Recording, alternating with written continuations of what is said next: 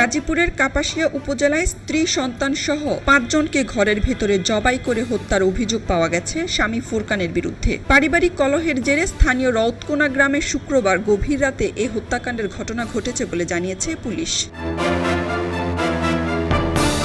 কাপাসিয়া থানার ওসি মোহাম্মদ শাহিনুর আলম জানান, প্রাথমিকভাবে তিনি জানতে পেরেছেন পারিবারিক কলহের জেরে শুক্রবার গভীর রাতের কোনো এক সময় ওই ৫ জনকে হত্যার পর স্বামী পালিয়ে গেছে। এ ঘটনায় নিহতদের মধ্যে রয়েছেন স্ত্রী ও তার ৩ শিশুকন্যা এবং শ্যালক। শনিবার ভোরে পলাতক স্বামী নিজেই নিহতের স্বজনদের মোবাইল ফোনে খুনের ঘটনা জানিয়েছেন।